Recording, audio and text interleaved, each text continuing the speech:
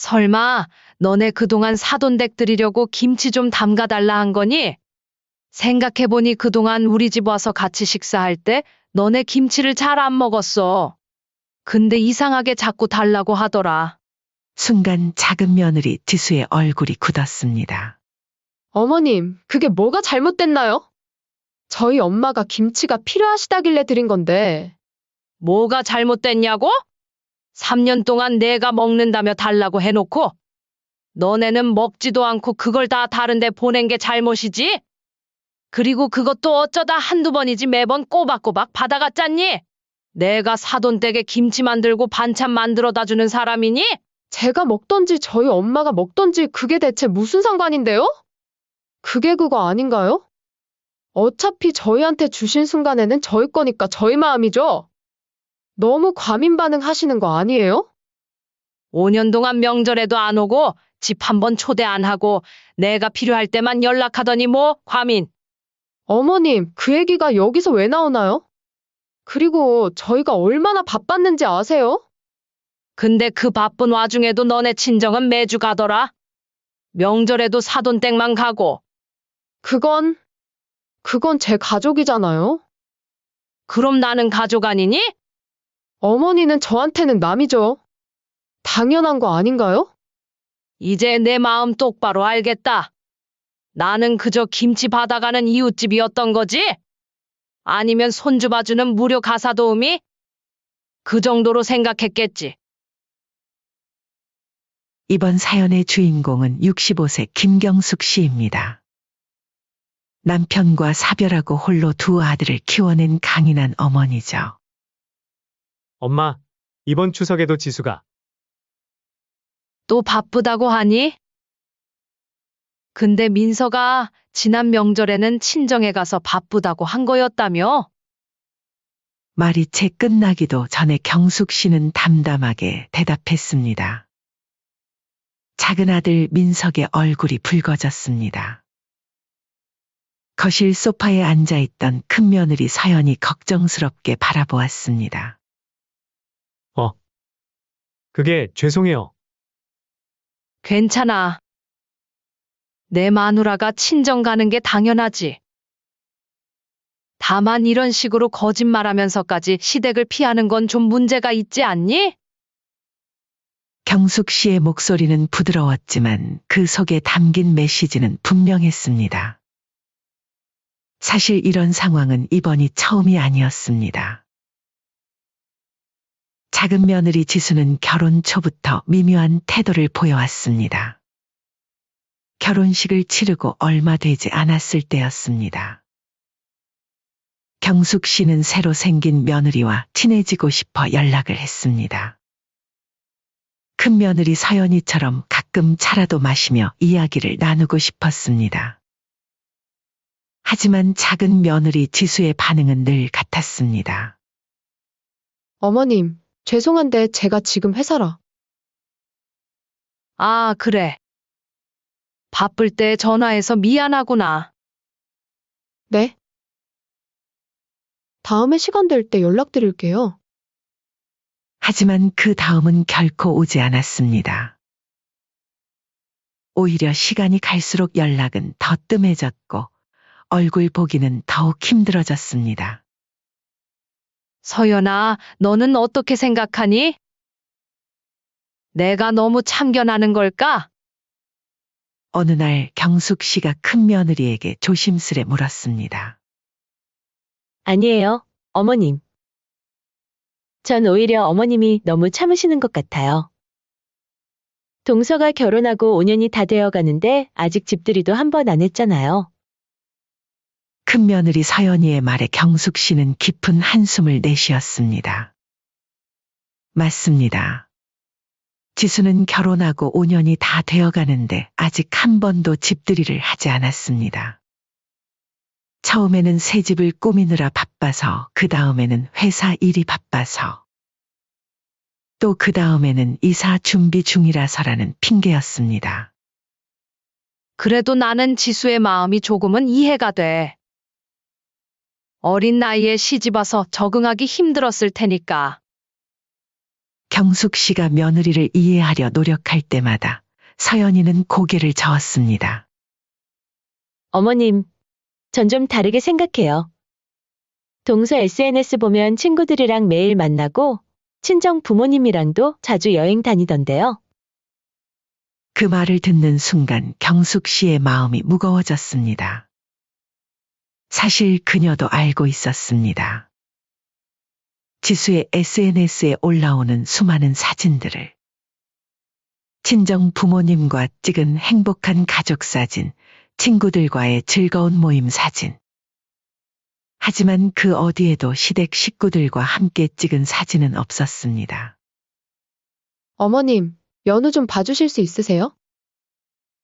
제가 급한 약속이 있어서요. 지수야, 잠깐 이야기 좀 할까? 평소와 달리 경숙 씨가 손주를 맡기려고 찾아온 작은 며느리를 불러세웠습니다. 손주 연우를 봐달라고 할 때만 반갑게 전화하는 며느리가 마음에 걸렸기 때문입니다. 왜요? 무슨 일 있으세요? 항상 손주 맡기거나 부탁할 때만 찾아오려 하고 내가 찾아간다 하면 매번 피하는 것처럼 느껴지는구나. 그래도 우리는 가족 아니니? 어떻게 한 번도 집에 초대를 안 할 수가 있니?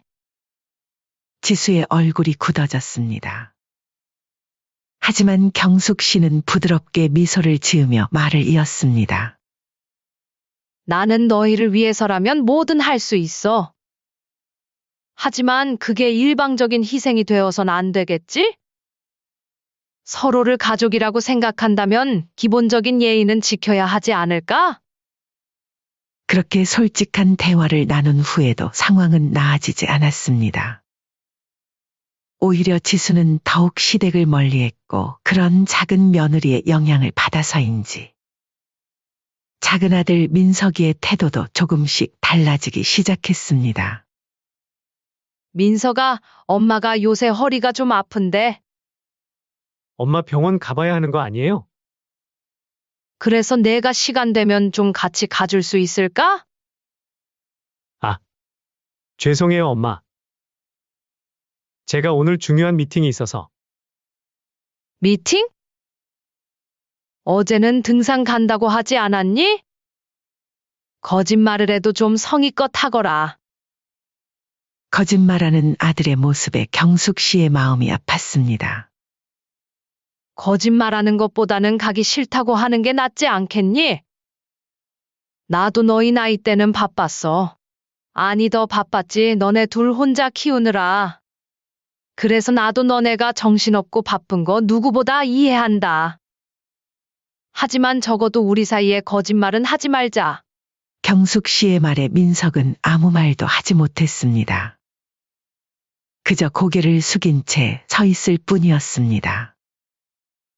그 모습을 보며 경숙 씨는 마음 한켠이 쓰라렸습니다. 아들의 변화가 안타까웠기 때문입니다. 반면 큰아들 희원과 며느리 서연이는 달랐습니다. 바쁜 와중에도 주말이면 종종 들러 안부를 물었고 명절이나 가족 행사도 빠짐없이 참석했습니다. 특히 큰 며느리는 친정에 가는 것만큼이나 시댁에도 자주 들렀습니다. 어머님, 제가 만든 거긴 한데. 한번 드셔보세요. 이번에 저희 엄마가 해달라 해서 만들었는데 어머니 거랑 같이 만들었어요. 아이고, 뭘 이런 걸 다 했어. 가만히 있어봐. 나도 이번에 반찬 만든 거 있는데 가는 길에 가져가거라. 서연이 정성스레 만든 반찬을 들고 올 때면 경숙 씨는 마음이 따뜻해졌습니다. 큰 며느리의 이런 모습을 보며 작은 며느리는 어떤 생각을 할까 궁금해지기도 했습니다. 시간이 흐를수록 두 가정의 차이는 더욱 선명해졌습니다. 하나는 점점 더 가까워지고 다른 하나는 점점 더 멀어져 갔습니다. 경숙 씨는 이런 상황이 안타까웠지만 더 이상 강요하고 싶지는 않았습니다. 하지만 그녀의 인내심에도 한계가 있었습니다. 그리고 그 한계를 시험하게 될 결정적인 사건이 곧 일어나게 됩니다. 그 사건은 경숙 씨의 마음을 완전히 돌아서게 만들었고 결국 돌이킬 수 없는 선택을 하게 만들었습니다. 그러던 어느 날 어머님, 김치 떨어졌는데? 또 담가주실 수 있으세요? 일주일 전 작은 며느리의 전화를 받았을 때도 경숙 씨는 한숨이 나왔습니다. 3년 전부터 시작된 일이었죠. 음식하기 너무 귀찮아서 그러는데? 어머님이 반찬 좀 해주시면 안 될까요? 처음 그런 부탁을 받았을 때는 며느리가 직장 생활 하느라 바빠서 그런가 보다 했습니다. 하지만 그게 3년째 이어지고 있었죠. 김치는 물론이고 각종 밑반찬까지 마치 정기 배송이라도 하듯 받아가기만 했습니다. 큰 며느리 서연이 이런 상황을 눈치챈 것은 작년 추석 때였습니다. 어머님, 반찬 또 챙겨주시는 거예요? 그러게나 말이다. 직장 생활 하느라 바쁘다고 하니까. 한 번은 그렇게 제안도 해봤지만 돌아온 대답은 차가웠습니다. 지수야, 이번에는 내가 와서 같이 담그는 게 어떨까? 어머님, 제가 언제 그럴 시간이 있겠어요? 그냥 해주시면 안 돼요? 그래도 경숙 씨는 참았습니다. 바쁜가 보다 하고 이해하려 했죠. 하지만 그런 이해심도 점점 바닥나가고 있었습니다. 어머님, 이번에는 김치 좀 많이 담가주세요. 어머니 김치가 특히 맛있어요. 일주일 전 통화에서 작은 며느리는 그렇게 말했습니다. 3년 동안 한 번도 맛있다는 말 한마디 없었으면서 말이죠. 그래도 내심 김치가 맛있다는 얘기를 들으니 기분은 좋았습니다. 그래, 큰 며느리 서연이도 줄 겸 실력 좀 발휘해볼까? 그렇게 정성스레 담근 김치를 들고 작은 아들 민석이가 김치를 가지러 찾아왔죠. 민서가 내일은 시간 좀 되니? 왜요, 엄마? 무슨 일 있어요? 아니, 그냥 너네 집에 한번 가볼까 했지? 어떻게 사나 궁금하기도 해서. 저야 괜찮은데 지수가 싫어해요. 엄마도 아시잖아요, 지수 성격. 한번 애기는 해볼게요. 그래도 너무하다 생각 안 하니? 5년 동안 한 번도 못 갔다는 게? 알겠어요. 그럼 일단 내일 오세요. 제가 알아서 애기할게요. 그렇게 5년 만에 처음으로 작은 아들의 집에 찾아가게 되었습니다. 그것도 마지못해 이루어진 방문이었죠. 하지만 작은 아들 집에서 곧 충격적인 일을 겪게 되었죠. 어머님 오셨어요? 현관문을 여는 지수의 목소리는 반갑지 않아 보였습니다. 그래, 처음 와보는 거라 과일이라도 사왔다. 네, 저기 두시면 돼요. 그리고 어머니 잠깐 연우 좀 봐주세요. 여기까지 와서 또 손주를 보라고. 잠깐만 부탁드려요. 할 일이 좀 있어서 그래요. 곧 이어 손주가 반겼습니다. 할머니, 보고 싶었어요. 그래, 우리 강아지 잘 있었어? 밥은 먹었니? 할머니가 우리 연우 좋아하는 김치볶음밥 해줄까? 할머니 최고. 저는요, 엄마가 해준 밥보다 할머니가 해준 밥이 훨씬 맛있어요. 작은 아들 집까지 와서 또 손주를 봐야 한다는 생각에 한숨이 나왔지만 그래도 손주가 부리는 재롱의 마음이 녹아 이내 마음이 풀렸죠. 알겠어, 금방 해줄게. 그렇게 배고프다는 손주에게 음식을 해주러 주방에 들어갔습니다. 그런데 이상했습니다. 분명 어제 주었던 김치가 아무리 찾아도 없는 거였죠. 며느라, 어제 내가 준 김치 다 어디 갔니? 그때 손주가 끼어들었죠. 그거 외할머니가 다 가져가셨어요. 엄마가 줬어요. 연우의 천진난만한 대답에 경숙 씨의 심장이 철렁 내려앉았습니다. 경숙 씨가 냉장고 문을 다시 열었습니다. 비어있는 김치통이 가지런히 정리되어 있었습니다. 설마 너네 그동안 사돈 댁 드리려고 김치 좀 담가달라 한 거니? 어머님, 제가 설명드릴게요. 작은 며느리 지수가 말을 꺼내려 했지만 경숙 씨가 손을 들어 제지했습니다. 생각해보니 그동안 우리 집 와서 같이 식사할 때 너네 김치를 잘 안 먹었어. 근데 이상하게 자꾸 달라고 하더라. 어머님, 그게 제 말 좀 들어보세요. 뭔가 이상하다 했어. 순간 지수의 얼굴이 굳었습니다. 그러더니 갑자기 목소리를 높였습니다. 어머님, 그게 뭐가 잘못됐나요? 저희 엄마가 김치가 필요하시다길래 드린 건데, 경숙 씨는 놀라움을 감출 수 없었습니다. 이렇게 당당할 수가 있다니. 뭐가 잘못됐냐고? 3년 동안 내가 먹는다며 달라고 해놓고 너네는 먹지도 않고 그걸 다 다른데 보낸 게 잘못이지? 어머님도 너무하세요. 시어머님이 담가주신 김치 맛있다고. 제 친정엄마한테 자랑하고 싶었던 건데, 그게 그렇게 큰 잘못인가요? 작은 며느리 지수의 목소리가 점점 커졌습니다. 오히려 자신이 피해자인 것처럼 굴었죠. 그것도 어쩌다 한두 번이지 매번 꼬박꼬박 받아갔잖니? 내가 김치 만들고 반찬 만들어다 주는 사람이니?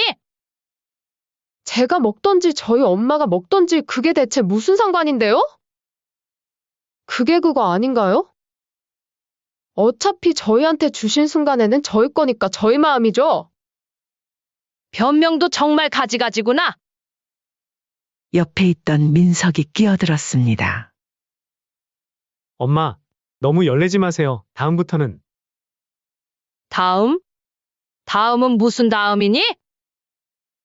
이제 김치고 반찬이고 뭐고 다 끝이야. 어머님, 왜 이러세요?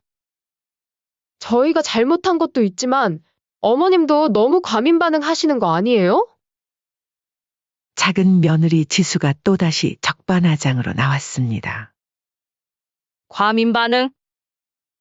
그래, 내 말대로 내가 과민 반응하는 걸 수도 있지? 5년 동안 명절에도 안 오고 집 한 번 초대 안 하고 내가 필요할 때만 연락하더니 이제는 내 정성을 이렇게 헌신짝처럼 내던지는데도 과민 반응이라고. 어머님, 그 얘기가 여기서 왜 나오나요? 그리고 저희가 얼마나 바빴는지 아세요? 근데 그 바쁜 와중에도 너네 친정은 매주 가더라. 명절에도 사돈댁만 가고. 그게 다 바빠서 그런 거야? 작은 며느리의 얼굴이 붉어졌습니다.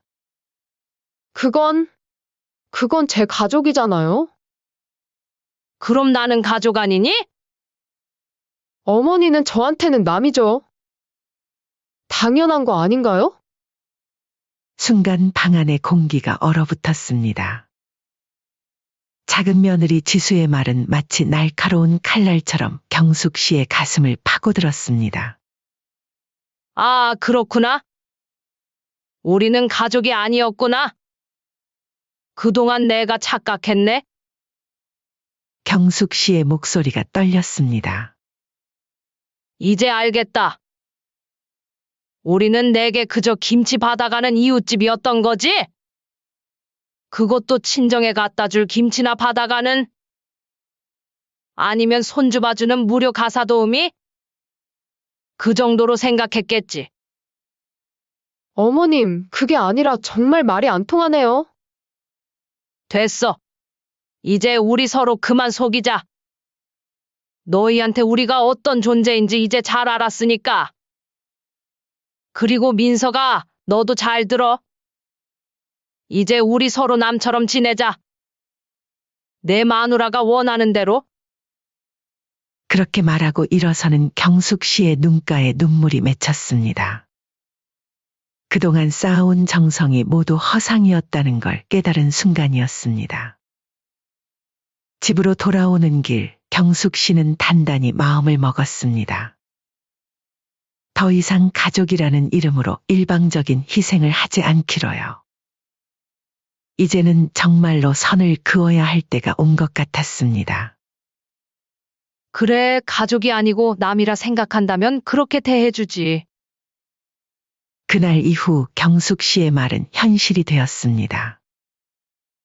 작은 아들 부부와는 거리를 두기 시작한 거죠.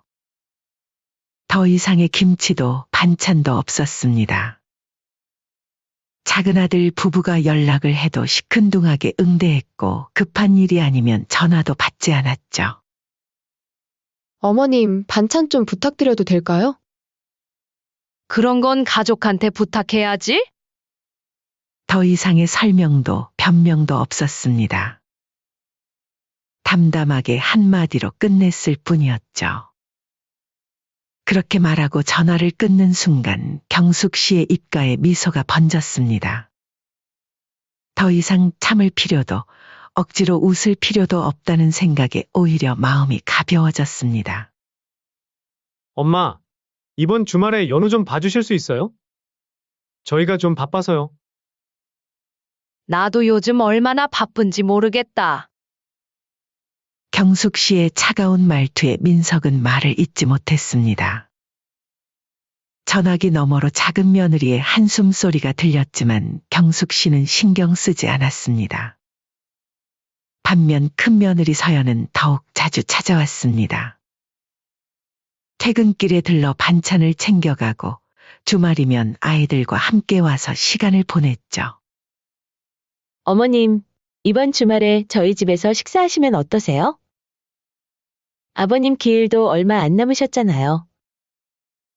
그런 큰 며느리가 있어 위안을 받았습니다. 누군가는 자신을 진심으로 가족이라 생각해준다는 게 참 감사했죠. 그러던 어느 날 변호사와 약속이 잡혔습니다. 사실 경숙 씨에게는 생전 남편이 남겨둔 조그만 빌딩이 있었는데 오랫동안 재산을 물려줄 생각을 하고 있었죠. 어머님, 재산 정리 말씀하셨죠? 을지로 빌딩 거는 어떻게 진행할까요? 경숙 씨는 빙그레 웃었습니다. 이미 마음의 결정은 서 있었으니까요. 큰아들 앞으로 다 올려주세요. 네. 작은 아드님은요? 괜찮습니다. 알아서 하겠죠. 변호사는 잠시 당황한 듯했지만 곧 서류 작업을 시작했습니다. 제가 괜한 오지랖을 부렸네요. 바로 진행시켜 드릴게요. 매달 적지 않은 임대료가 나오는 꼬마 빌딩이었습니다. 그걸 큰아들 한 명에게만 주겠다는 결정이었으니까요. 다음 날 아침 경숙 씨는 일부러 작은 아들에게 전화를 걸었습니다. 민석아, 네, 엄마. 웬일이세요? 오늘 재산 관련해서 같이 가봐야 할 것 같은데 시간 되니? 순간 작은 아들 민석의 목소리가 한껏 들떴습니다. 아, 네. 당연히 시간 됩니다. 제가 지금 당장 달려갈게요. 어머니, 저도 일 끝나자마자 바로 갈게요. 옆에서 듣고 있던 작은 며느리가 전화를 빼서 말했죠. 아들의 목소리에 담긴 기대감이 들렸지만 경숙 씨는 담담했습니다. 오히려 이 순간을 기다려왔다는 듯 마음이 편안했죠. 등기소에 도착하자 이미 큰아들 희원이 와 있었습니다. 변호사도 서류를 들고 기다리고 있었죠. 자, 그럼 시작하시죠. 서류에 도장을 찍으려는 순간 민석의 얼굴이 하얗게 변했습니다. 엄마, 이게 무슨? 변호사님 이거 서류 잘못 뽑힌 것 같은데요?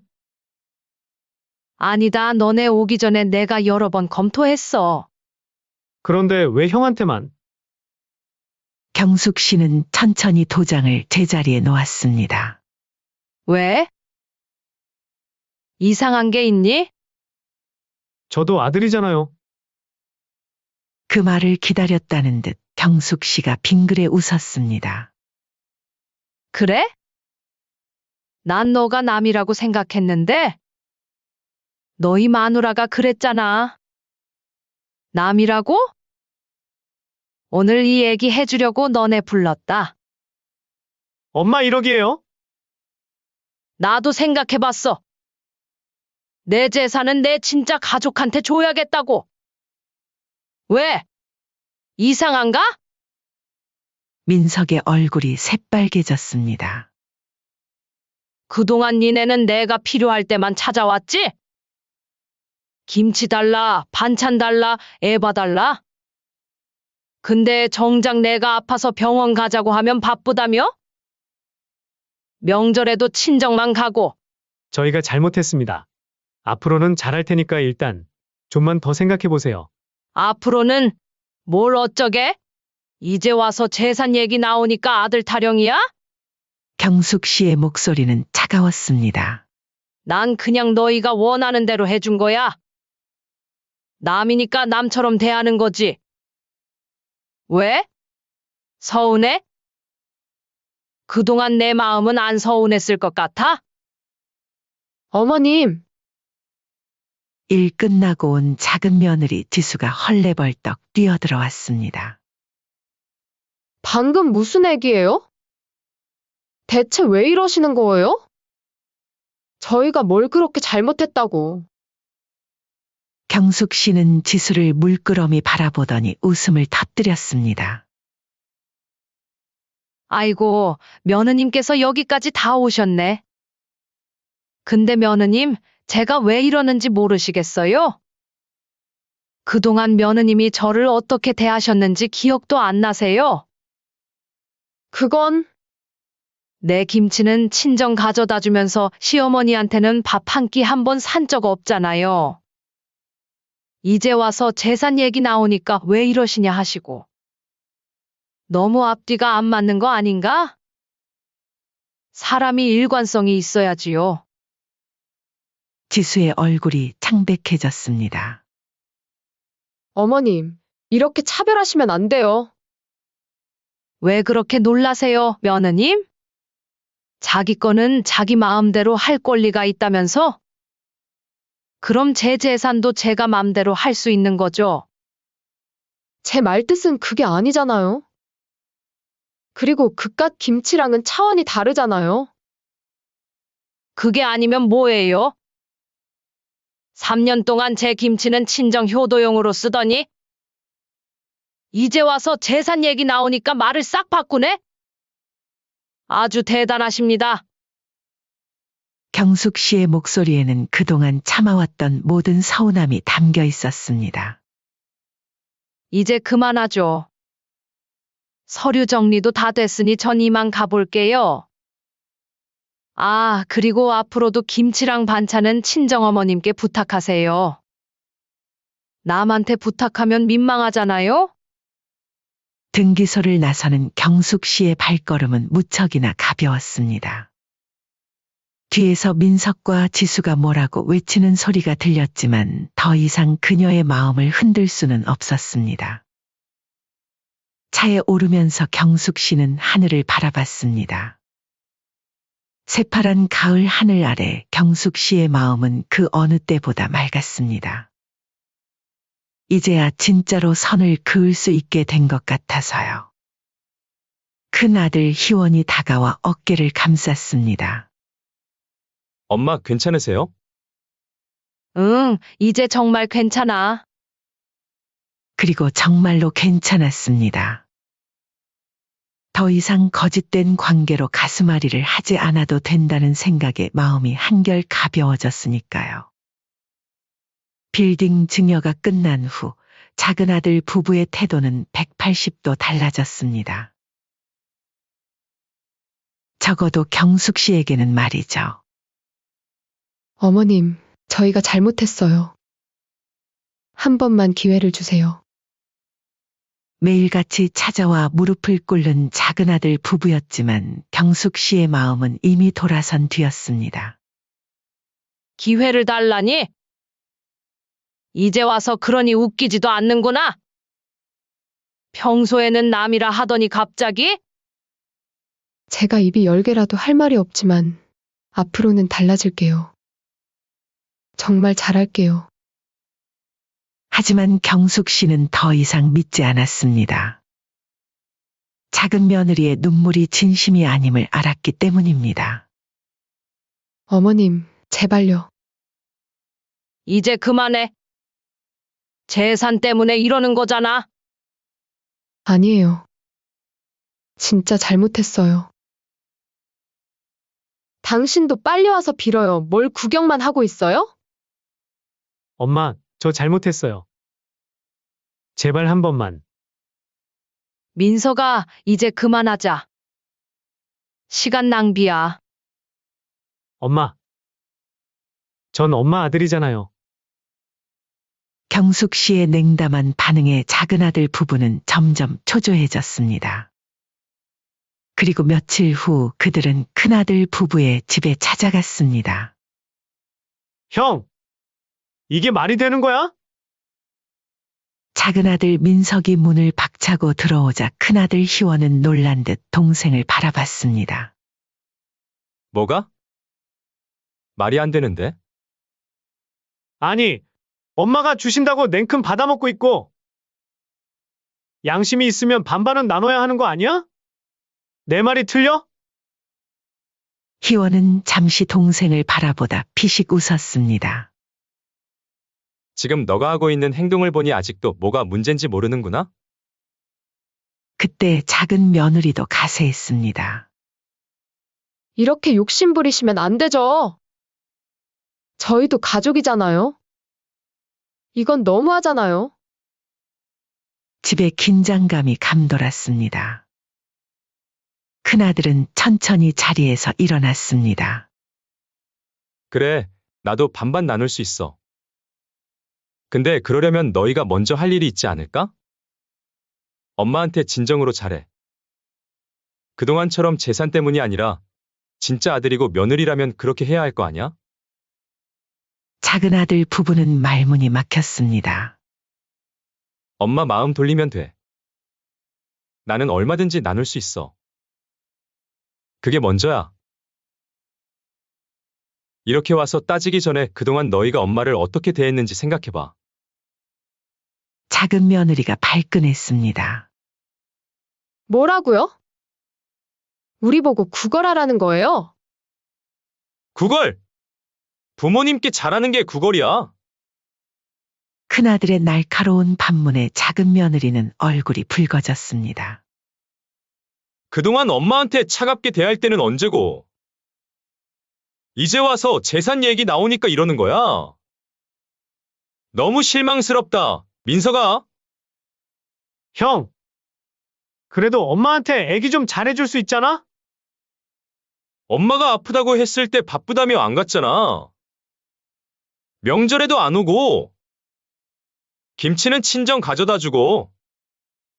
나도 염치라는 게 있어. 너네들의 행동을 보고 엄마한테 용서해달라는 건 엄마를 힘들게 하는 거야. 나는 그렇게 못한다. 아니, 그렇게 안 할 거야. 작은 아들의 얼굴이 하얗게 변했습니다. 그리고 너희가 원한 대로 됐잖아. 남이 된 거야. 근데 왜 이제 와서 재산은 나누자는 거야? 그때였습니다. 작은 며느리가 갑자기 소리를 질렀습니다. 이거 다 계획한 거죠? 어쩐지 잘해주더라. 그렇게 시어머니 편들더니 결국 재산 다 가로채고. 이게 말이 돼요? 큰아들은 쓴웃음을 지었습니다. 그렇게 생각하고 싶으면 그렇게 생각해요. 그리고 재산만 얘기하지 말고 진정성 있게 엄마한테 잘해봐. 그게 먼저야. 다시 한번 말하지만 엄마가 나누라고 하면 나는 얼마든지 나눌 수 있어. 그 말 진짜지? 무르기 없기야. 당연하지. 난 엄마가 행복하셨으면 좋겠어. 재산보다 그게 더 중요하니까. 작은 아들은 입을 다물었습니다.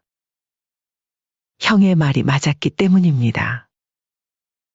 그리고 이건 형으로서 안타까운 마음에 말하는 건데, 이번 기회에 그동안 엄마한테 어떻게 했는지 돌아보도록 해. 재산 때문에 이러는 거 보기 좋지 않아. 그 말을 끝으로 작은 아들은 큰아들 집을 나갔습니다. 그날 이후로 작은 아들 부부는 몇 번 경숙 씨에게 찾아오는가 싶더니 그마저도 몇 달을 못 갔죠. 창밖으로 늦가을에 햇살이 따뜻하게 비쳤습니다. 경숙 씨는 생각했습니다. 이제야 정말 편안하다고. 가족은 마음으로 이어지는 것. 그 사실을 이제야 제대로 깨달은 것 같았습니다.